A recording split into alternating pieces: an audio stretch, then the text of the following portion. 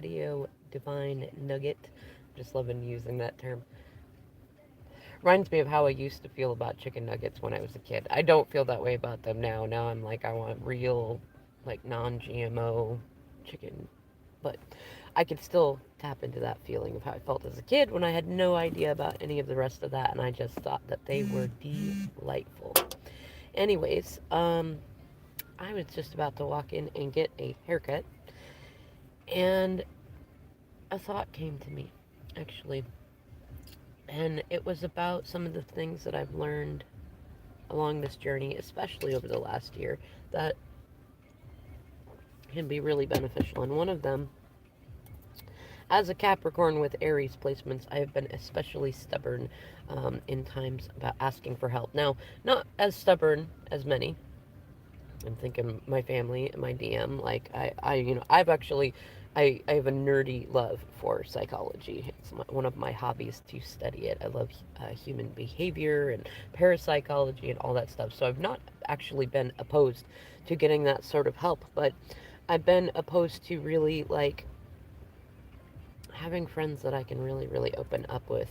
Up until this last year, I've been opposed to asking spirit for help, and it's not even like an opposition. Like I don't want that. It's just like, oh, I can't do that. There's something wrong with that. I can't ask for anything for myself. I can't admit that I need help. I can't admit that I think thoughts that it feels like people won't, they'll be like, don't think that, or it's like if you share a genuine emotion, like say you get on social media and you're like, I just feel like crap today and I just want to crawl under a rock. Like sometimes all you really want is for others to go, I totally recognize that feeling.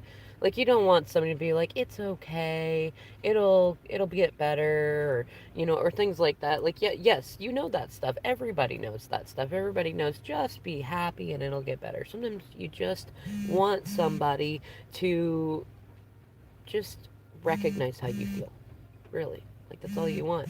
But when you're used to people who very much do the kind of the codependent cultural just, oh, you'll be fine, you know, you're a smart kid, you'll figure it out, and everything will get better, and the storm is almost over, and everything gets darkest before the dawn, like sometimes you want someone to commiserate with, and that is a form of help, but you don't want somebody who's going to stay there.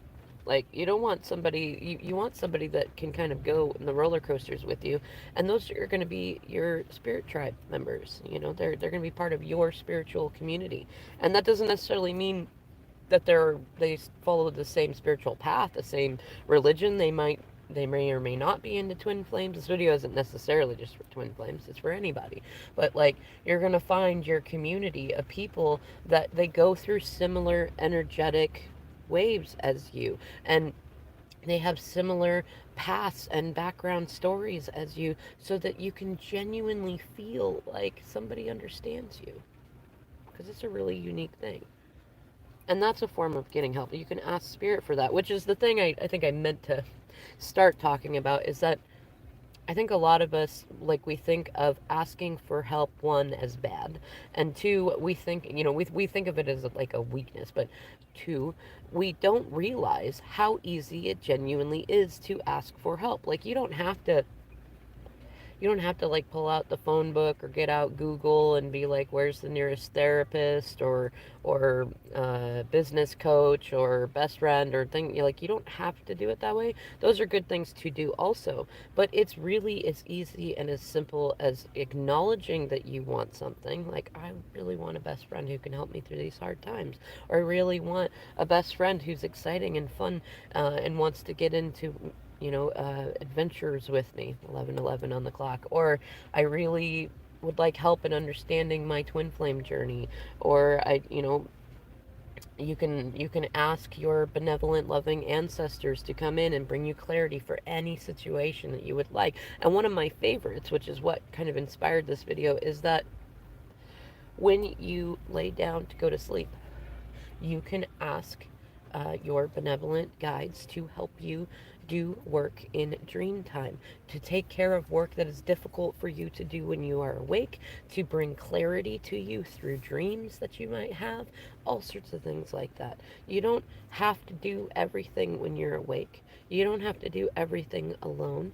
And something that I find helpful is like visualizing that all around me are like ancestors, that like benevolent, loving, wise ancestors who genuinely care about me, and spirit guides that genuinely care about me, and my animal guides that genuinely care about me, and they're all around me. I let my inner child play with that in like the invisible friend sort of thing, you know, they're all around. And I have no doubt that that is part of why, I mean, I've had like at least three people, four actually, say that they've seen faces in some of my videos, especially at night, but also some during the day. And I have no doubts that that's because I do practice that, you know, and it helps. You know, even if you want to take it, I'm a fan of like you can go either way. If you want to drop all of the phenomenal, supernatural stuff out of it, you can just simply recognize that there is great power in self-soothing. So you can ask for that help and know that it will come to you, and it will come out of your own psyche. It doesn't have to be spiritual. I enjoy it being spiritual. A lot of people enjoy it being spiritual. I like my life feeling magical in that way. You don't have to. You can go more dry and logical and rational, though I don't know. I just think it's more fun the other way. But definitely, you know, find ways that you can ask for help, because asking for help is loving yourself. A lot of times we really neglect this in terms of our self care practices. We don't recognize that asking for help is self care. And it can be as simple as saying, you know what, I really need some more friends. I'm going to look through my list of people that I've wanted to talk to for a while, and I'm going to see which of them have compatible schedules to chat with me on a regular basis, right? Or I'm going to look through and see what deities I can connect with, or I'm going to see what family members are available that I haven't talked to in a while, or maybe I want to take a class, or maybe I want to talk to a therapist. There are plenty available online now. It was already growing before the quarantine stuff, and now it's like in full swing, so you don't even have to go anywhere to talk to somebody, you know?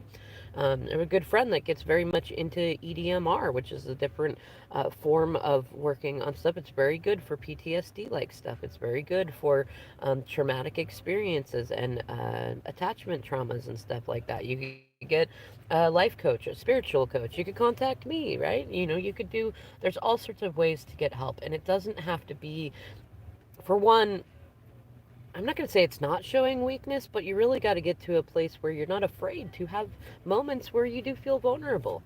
I think there's a difference between, in fact, I'm going to say for sure, there's a difference between honest vulnerability and weakness. Because for me, weakness is not being able to ask for help. If you cannot ask for help, if you cannot say, you know what, I'm stuck and I'd like to talk to somebody and I'm going to do it, that's a weakness. If you can never show anybody your vulnerable side, if you can never say, I have these feelings and they make me sad or mad or upset or confused, if you can never show that to anybody, that's weakness. Because you have them, you're human, everybody has them. And if you're not able to express them comfortably with at least two people in your life, on when you feel them, when they're there and you feel supported and understood in it, that's weakness. If you have those things, that's just vulnerability. Hello, Kentucky John. I'll have a minute to answer your email too soon. Um, but you know, take that time. Take that time to recognize that asking for help is loving yourself. Hey, Elizabeth. It's so funny. I'm actually about to get off this video because I'm going to go in and get a haircut, but I'm going to be back on. I'm going to do some either next 48 or next 72 readings and stuff, but I'm really happy to see you guys, and I hope you like this video. All right, and to everybody else who might see this later, enjoy.